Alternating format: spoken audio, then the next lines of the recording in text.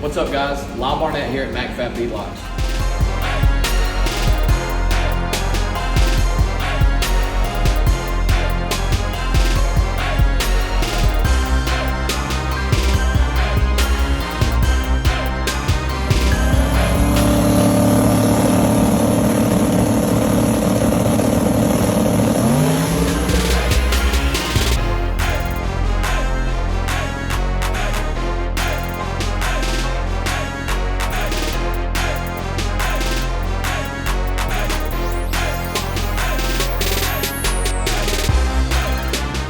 In the market for some new wheels. We've invested a lot in inventory this year.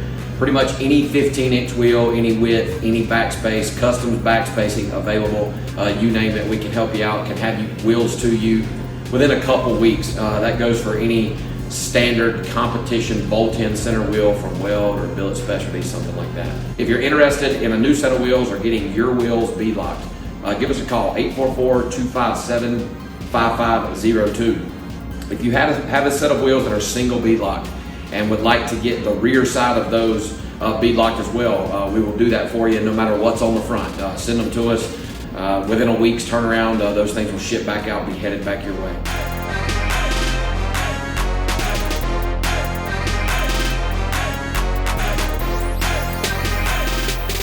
Welcome back to the channel. I'm out of breath carrying these wheels in. So we went to Mac Fab Beadlock today. We got these two things beadlocked down there. Now originally I was going to do a video on going there. I slightly thought about it, maybe 10%, and then I said nah, let's not do it.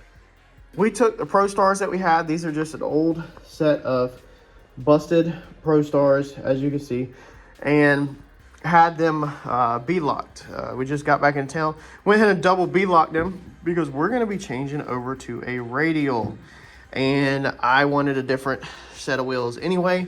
Check their website out for pricing on double beadlocks and the different options. This is the ring we went with. This is the Fast Eddie ring. I like the old school stuff a lot better that he was doing. I like the old school Fast Eddie stuff, but I got educated on some reasons why they don't do that stuff no more. We're gonna go ahead and get these things back into the back here and get them on a bench, break them down, and we're gonna show you how to paint your wheels. All right, now if this is gonna be your first set of beadlocks, then what you're gonna need to take this off with, this is an 8mm 12 point. So you need to make sure you have an 8mm 12 point on hand. Now this particular wheel was a Weld Pro Star, okay? And the specs on this wheel is going to be 15x12 with the 5.5 back spacing, okay? Now he did cut some out of the back of it to be able to get the tire on. Basically, I think they show in John's video, some other people have showed it. Basically, they figure out how much room you need in here for the tire to go on and all that stuff. That's over my head. Currently, I haven't even tried to think about it. But how much room you need to be able to get that tire on. The tire sits right here inside the actual beadlock. It does not sit back here like traditional. They put silicone in here over the welded area. So it sits out here. So this was 15x12. Now we requested to add to the front side, the face, this side, as much as we can. I think he said that he can add up to 5/8. I had talked about that a couple weeks ago in a previous message. You can reach out to Mac Fab Beadlock and they can answer all the questions for you. So what we're gonna do is we're gonna grab us some Scotch-Brite. This is the burgundy Scotch-Brite pads that I use. This is gonna be a Scotch-Brite 07447. You can pick these up pretty much anywhere at your local parts store or anything like that. We cut them up and use them in thirds. It's really penny pitch around here. We're gonna mix up some soap and water, get you a bucket and some Dawn dish soap, and we're gonna mix it up.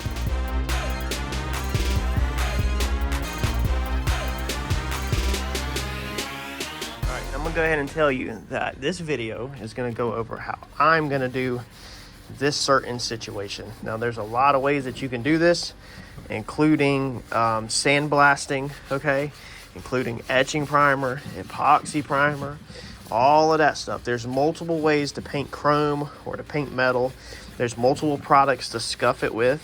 There is a gray Scotch-Brite and a burgundy Scotch-Brite. The gray Scotch-Brite is finer than the burgundy, and in the past I've even used a sponge 320.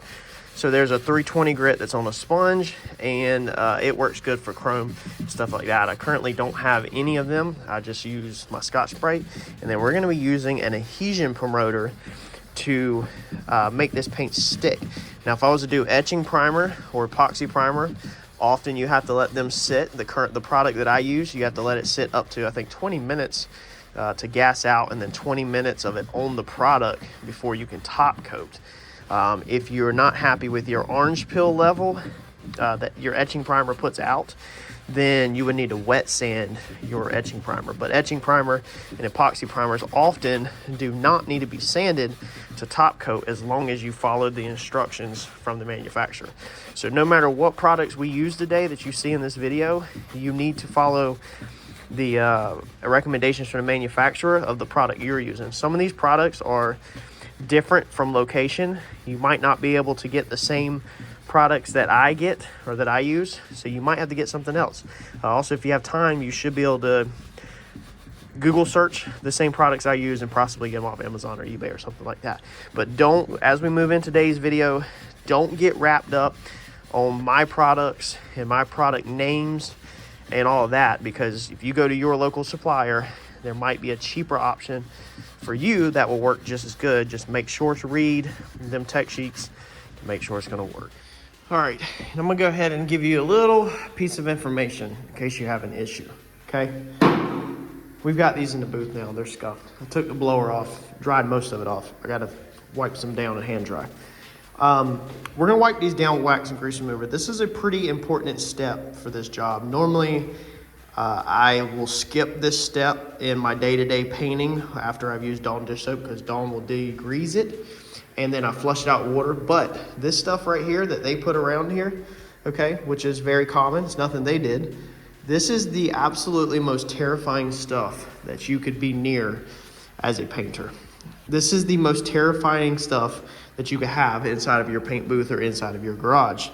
This is silicone, however you pronounce it.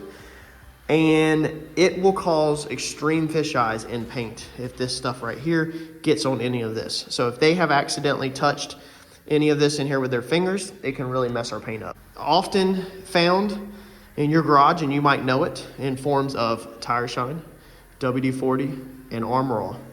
Them are very, very dangerous 3 products for your painting process. They can really, really trash your paint.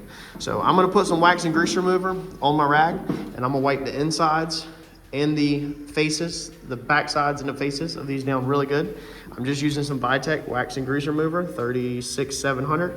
You can pick up wax and grease remover at pretty much any part store almost.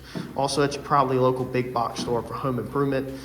You just got to wipe this stuff down with something to get rid of that wax and grease and contaminants that is probably all over these wheels from all of these years. So let's wipe this thing down, and then I'm gonna show you our first step to making a very good looking wheel.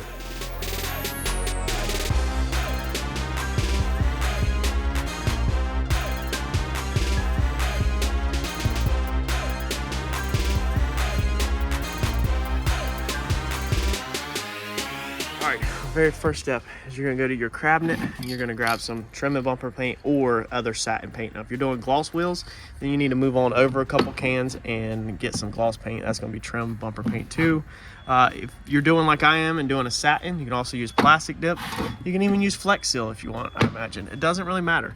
All we're gonna do is we're just gonna take rattle can and paint the inside of these wheels, because we are not gonna waste our time, our energy, or our more expensive products on the inside of these wheels. We just don't want them to look all aluminum and shiny.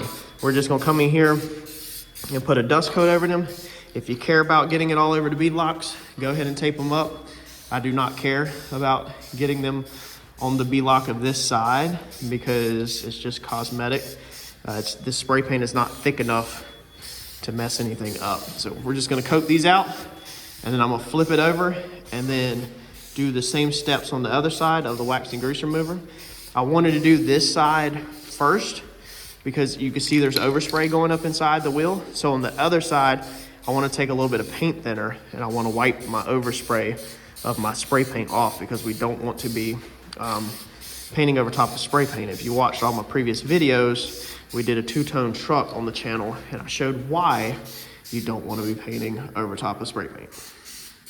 All right, once you have all of that painted out, it is still very wet. Let me see here which way I want to flip this. One-handed with my wheels on a paint stand. This is probably the stupidest thing I've done all day, but we're gonna do it. All right.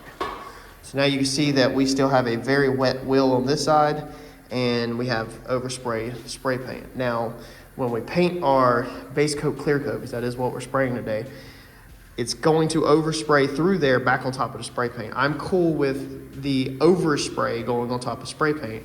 I just don't necessarily want to put base coat clear coat over top of spray paint overspray, if that makes sense.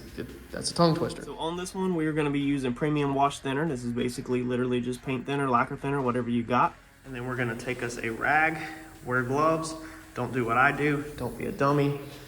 And we're gonna wipe the inside of this down. As you can see, the spray paint comes off extremely easy with paint thinner. And it is way faster and way easier just to do this and to wipe it off than to sit there and mask it all up just to put spray paint on the backside. There's absolutely no reason at all to mask a wheel up just to spray paint the backside when you need to prep this side. You're going to not only wipe this all down with the paint thinner, but then of course, we're gonna go back over this with the wax and grease remover. All right, and then once over with your wax and grease remover, just like you did the other side, thinking 1.25 inches might be our weapon of choice here for tape. Let's see how this fits. 1.5 inches. What is 1.5 inches? 1.5 inches, 1.25 inches. I don't want to stick, of course.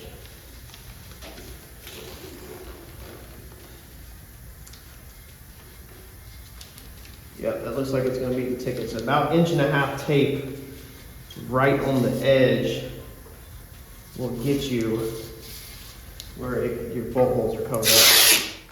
So what I've done is I've just put it right on the edge and folded it in. And then anywhere that it was overlapping, I just literally took it and just peeled it back up. I want to get paint on that lip right there equally, because I'm pretty sure, let's see here. Yeah, pretty sure you're gonna see that. So we wanna make sure that we get paint on the inside of that lip right there, but not on the top.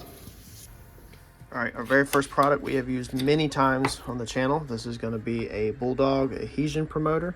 Don't think there's no part number on this. You can get this in rattle can form or by the quart like this. I always just buy it by the quart because I use this on a lot of stuff. This is how we paint plastics, chrome, aluminum toolboxes, diamond plates, steel, pretty much anything. I can basically skip the etching primer, and it makes paint stick to every freaking thing just about. So Google that, look that up. That's what I use. Feel free to use whatever you want to use. Like I said, if you wanted to use some etching primer, epoxy primer, whatever, have at it. Go ahead, and now is the step to spray your etching primer, epoxy primer, and then follow the instructions on that stuff, and then you'll be ready to paint. All right, so I'm not gonna turn my booth on quite yet, only because I'm recording. So this will help the sound quality be way better for y'all. Normally I would have the booth on.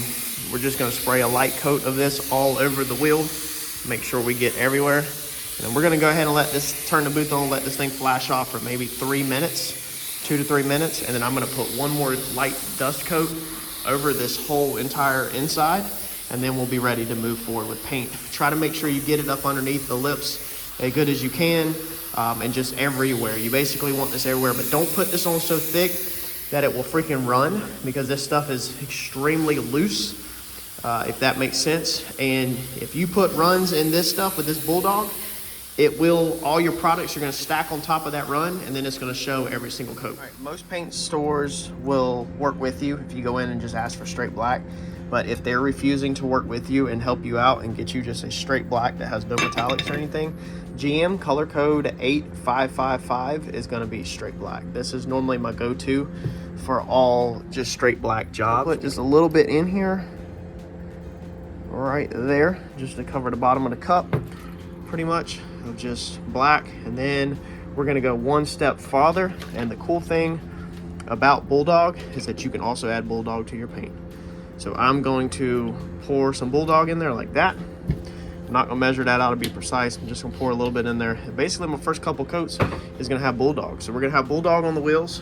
That's a sticky adhesion promoter. It's like basically spraying liquid glue for you, basically, so you can understand it if you don't understand what Bulldog is.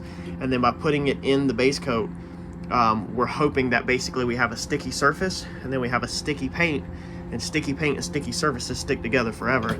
Hopefully, that's what we're shooting for. And normally, always works. I have, let's see here, I don't think I've seen a single time fail yet that I have been doing this.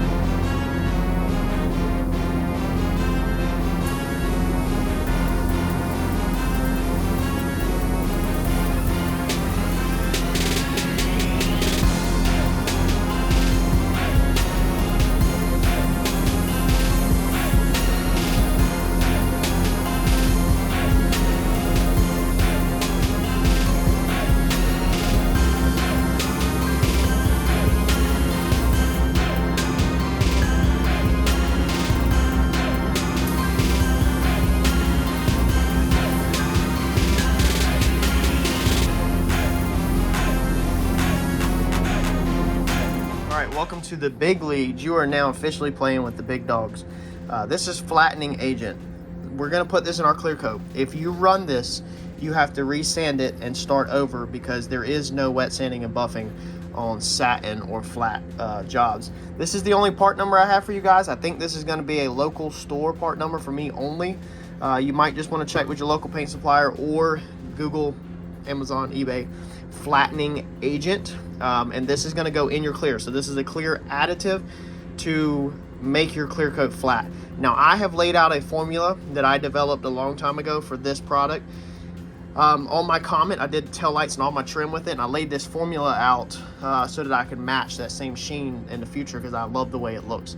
I'm doing 3.5 parts of clear, 1 part of hardener, and 3 parts of flattening agent. More flattening agent you add in, I think the closer to flat it gets versus a satin. So if you obviously add nothing, you have gloss, and if you add a ton of it, you have flat. That's like a primer. Primer, however, is not flat black. Please do not prime your parts and then ride around with them. Primer is porous and it holds water, it holds moisture, and you're going to rust your parts out faster than ever. Just use a flattening agent and do actual flattening clear coat. That way it will protect your project. Again, please don't freaking put black primer on your stuff and just ride around because it is absolutely the worst thing you could do to a vehicle or a set of wheels or anything. So make sure this stuff is mixed up really good. I probably haven't used this in about 6 months. And then we're gonna go from there. Now the measurements on mine that I'm gonna do, again, you can do whatever measurements you want. This product should be this formula I developed a long time ago. Read the instructions for your product. But as far as the measurement, you can do 3.5 full cups of this, 1 full cup of hardener, and 3 full cups of flattening agent. Now that's going to be a ton of freaking material. We don't need that much. You can also do 3.5 soda caps full, 1 soda cap of hardener, and 3 soda caps of flattening agent. So if you get my drift here, you can do whatever form of measurement you want as long as they're measured equally. So what I'm using for mine is I simply use these little numbers on the side of the cup right here, ounces. So we're going to start out with 3.5 ounces and then 1 ounce of hardener and then 3 ounces of flattening agent, which pretty much pushed me up at the top. These little cups work out perfect for this product for me. And oh wow, I'm about out of freaking my clear coat. That is not good. I was going to use the more expensive clear. I'm about to see if I got another hardener around versus my cheaper stuff on these wheels. I've actually never used the Vitec product with this flattening agent. I've always used Omni. Omni 270 is what I spray with. It's like production clear. So let's get this thing open. Makes me look challenged doing everything with one hand. So 3.5 or close. Don't kill me if I miss my mark. Right there, 3.5 of hardener, of clear coat, 1 ounce of hardener. The good thing is that my employee uses the same clear for his, a little heavy on that, for his projects, so he should have hardener over there in his drawer if I run short.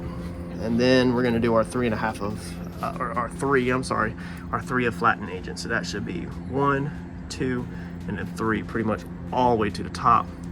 And we can actually go just a tad heavy like that. All right, I want to scrape most of it off of my stick because if not, it's gonna mess my ratio up, and that pretty much puts me right slam to the top. Now we're not gonna add nothing to this. If this was a gloss black job and you were doing gloss black wheels, this would be the moment that I would add black base coat to my clear coat to give myself a more deep look. But them wheels weren't in the greatest condition, and we aren't trying to go for nothing amazing. You wanna know who I came with? You wanna know if we're dangerous? You ain't hanging with no strangers. Do you wanna be famous? You just want the Lambo so you can go fast. You just want the money, man. You just want the cash. You just wanna know if we're dangerous. Do you wanna be famous? Do you want a name, man? Do you wanna stress? Do you want a game? Are you gonna play your best? Do you want paparazzi all at your events? Do you want the IRS checking on your texts? Do you wanna move like celebrities? Do you wanna do what they do on screen? Do you wanna rule over everything? Do you wanna do almost anything? All on the gram, all on the tweets, in your feelings, every week. Do you wanna ride with some real things? Do you wanna slide on the real thing? All right, so we're gonna let that dry out for 10 minutes. Again, your product may be different, so I repeat over and over and over. Please read your data sheets on your product for how long your flash times are and stuff like that. From what I have been told with the satining agent, you wanna make sure that each step is 100% dry before you move forward, basically, or not 100% dry, 100% flashed off, I should say. So that's why I give these 10 minutes. If this was a base clear job, I'd probably dump or a base clear gloss job, I'd probably dumped a little bit of accelerator in it, and I probably would have hit my 5 to 7 minute flash mark before I went back on it. This is absolutely the most nerve-wracking jobs that I personally do as far as with clear coat, because inside of a deep rim like that, it is really easy to run it. When you're doing a pattern like I did and you're continuously overlapping kind of the same spot, you're stepping back, you're getting a lot of buildup.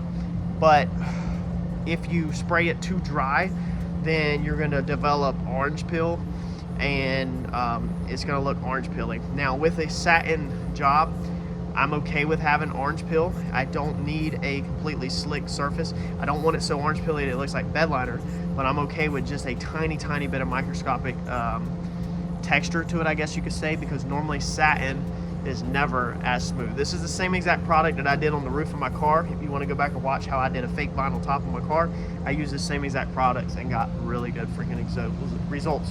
So let's let this flash off 10 minutes.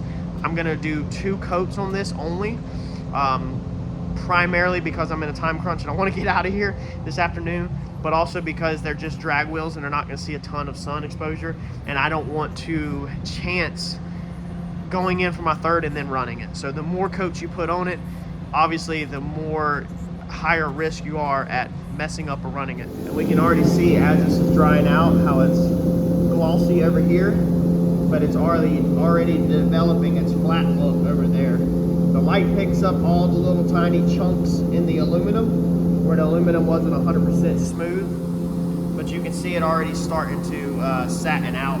The paint booth is flowing air like this, so it's flattening faster on that side than on this side, but it will all catch up. And this one was the last one I sprayed, so this one's a little more glossy currently than the other one, but as this product dries, that's when it turns satin. All right, so we just got done painting these. We're gonna let these dry out overnight and then look at them in the morning, but this was 10 minutes flash time. I'll show you where they're at. That is currently where they're at. They still have a shine to them, but they definitely are not gloss. You can see I have trash in my work. Some of it's also nicks in the aluminum. If you would take your aluminum and sand it with actual sandpaper and get it very smooth, possibly even prime it and block it if you want a really good job. I don't care about all the little nicks in it. I'm not even worried about a little bit of trash in it, because they're gonna get nicked up. Harper plays out in the garage, puts stuff in my wheels, drops nuts and bolts, you know, and they're gonna get nicked. The good thing about the satin black is if you nick it, you can just use a Sharpie and a black Sharpie and touch it right up. So we're gonna let these dry out. They'll continue to develop the satin look as it dries. It will pull the gloss out of it, and then I'll show you what it looks like in the morning. We'll throw the bead lock on it and we'll close this video out. Come on, let's go check on these wheels. What do you think they look like? Oh, buddy. They look good. You think they look good? They look good. They look really good, Harper. All right, let's take these in the office, put some bead locks on them. And we're bead locks. Do you like them? No. You don't like them? Why them the way I did? Because we got to put them back on these wheels. So that turned out really good. That looks really freaking good. Let's get some bead locks on them, and then we will put them in the sunlight. Bead locks. Bead locks. That's what goes on them. And then we'll put them outside in the sun so we can really see what they look like. And this is what our inside, our back side looks like. On this one, they just put the slick ring. That's what they call this ring. I didn't want the same ring, and I advise that if you go to not get the same bead lock ring, because if you go ahead and get 2 different ones, even if you just get this basic slick rake one, this gives you an option to either paint one in the future, hydro dip it, wrap it, whatever you want to do to it, versus getting the exact same you got on that side. Then you have no other options. I wasn't sure if I wanted the black with the polished ring around it or the other one, and so now I have both. So if I want to pull the inside ring to the outside, then I should be able to do that. I think all the bolt patterns are the exact same, I'm pretty sure. But I wanted to do a different one just in case. So I'd highly advise you to go ahead and pick 2, even if you have to pay extra to get you your second favorite one on the inside. That way you can change it up in the future and have options. Remember, this side's just spray paint. Whoa, them all your crayons? Sparkly colors? Cool deal. All right, so that is what these things end up looking like outside. Man, you can't freaking beat that. Now, Mac Fab does offer powder coating services, so if you contact them, they can get you a price and turnaround time. I don't know how fast their turnaround time is or what the price is depending on, you know, the wheels. Like, I can't quote none of that, so you'll have to get up with them, find out how much it is if you want to powder coat yours. But if you don't and you want to save a buck, and as long as you got the paint gun and stuff, you could do this yourself. So even if you don't want to do the base coat, clear coat, and buy the flattening agent for the clear, you can do a hot rod black. So if you Google or Amazon hot rod black paint kit, single stage, they actually make a single stage product that gives you this sheen of black. That's pretty freaking easy to do. I've got the center caps that go with this and the lug nuts, the longer shanks, but I just wanted to show this video on how to paint the wheels yourself and to get this look, because boy, this thing looks amazing. You ain't hanging with no strangers. Do you wanna be famous? You just want the Lambo so you can go